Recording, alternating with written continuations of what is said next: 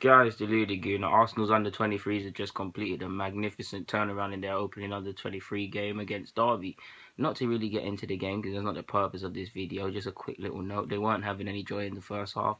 Reece Nelson was playing at right back, wearing the number 2. Obviously, that's in regards to when he does eventually take the step up officially to the first team. That also putting him in that role is he's obviously played there for pre-season, but putting him there allows him to somewhat adopt and learn and have an appreciation for the defensive side of the game. It's all well being a dazzling and silky dribbler, scoring all these goals, but if you can't defend or you're not going to do stuff for the team, there's only so much a manager can do, and there's only so many times you can get away with that. And you just have to learn the older you get to make the right decisions, whether it's for the team or for yourself. You need to make the right decisions.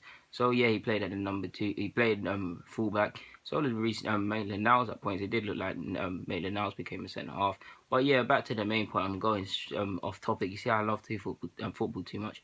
Jack Wilshere completed around that 70-odd minutes, 72 minutes. Very good when you consider it's his first game in pre-season. He's been in full training now. We know he broke his leg. We've been around the block several times about this with Jack Wilshere, but it does seem, I don't want to say different because we've been here before, but in the sense that it is kind of different in the sense that typically it was a little 60 minutes there, 45 minutes there, and he was building him up. It does somewhat look like he can hit the ground running.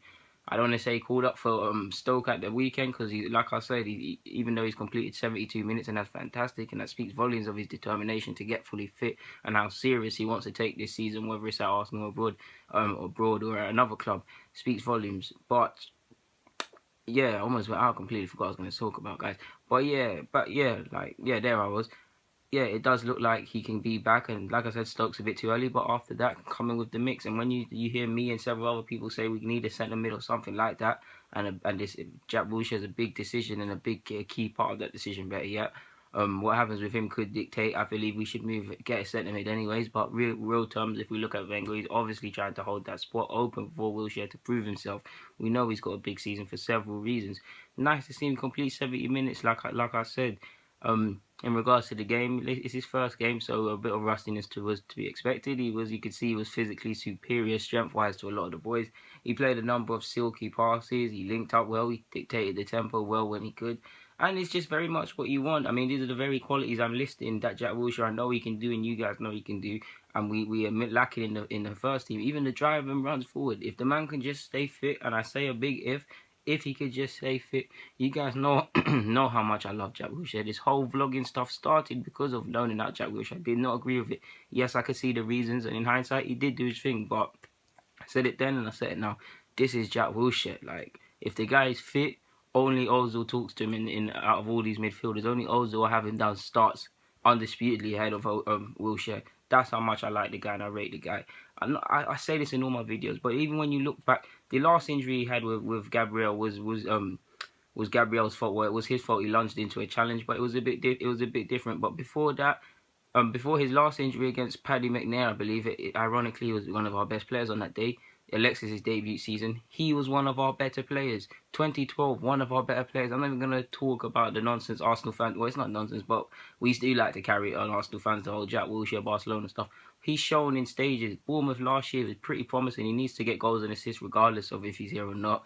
But he had some convincing performances, and it was he's played the most minutes and the most games that he's ever played in recent years. So on that basis, if he comes, he knows he's got the ability to play. We need these driving runs. PSG, home and away, in my head, we needed him there. He has the passion to match with the technical quality. The question is a big if he's fit.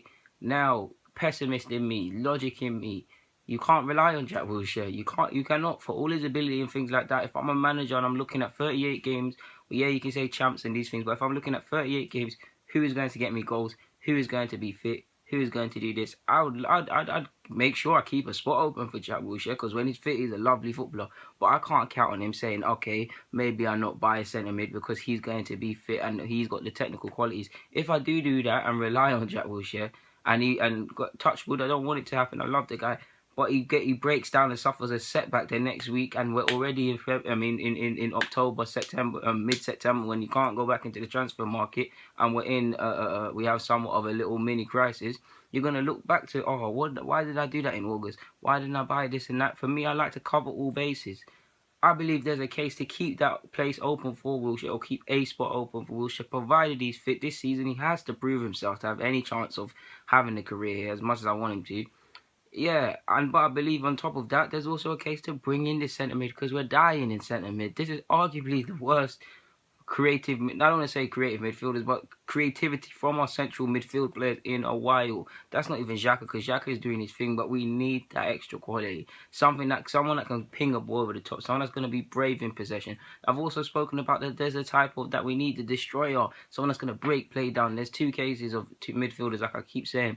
But if I had my chance, guys, and my choice, better yet, I have to, out of the two roles, I have to say a creative one. Yes, there's going to be times, I mean, you look at United, I was watching United and I thought, how the hell are we going to play against them? How would we mark Pogba out of that game? Who physically is going to get onto Pogba? You'd have to say Coquelin. That's a big reason I want to keep Coquelin in the side. Yes, we know he's nothing to write home about, but on the basis of we need that sort of player, and until Better comes in, we have to keep him. You'd think Coquelin, back to my point, you'd think you'd have to play Coquelin in midfield against United to break down possession, to get on Pogba's heels and things like that, and numb him out of the game. You've got to look at that. I mean, you could foul them out of the game, for example. I don't know how we're going to play against them. City, for example, if we wanted to make sure we deter the likes of Silva, Bernardo Silva, David Silva, anyone, De Bruyne, you've got to kick them out of the game. You've got to mark them tightly. We do not have that. Added to that, of course, I'm not talking up Coquelin's praises because he's nothing to write home about, as much as I like him and I want him to stay for the culture.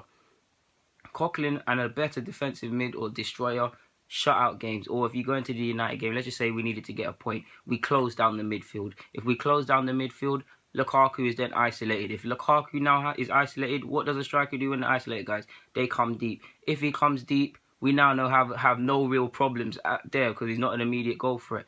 You get where I'm going? And that takes us a step in the direction of winning that football match. You get where I'm going? Guys, I'm not a genius. I don't know everything. But, yeah, this is just my thoughts, to be honest with you. And on that note, I'm signing out. I'm waffling. Guys, Deluded Goon, I'm signing out. Comment, subscribe, like the video. Comment if you've got any opinions. I'm signing out. Thank you.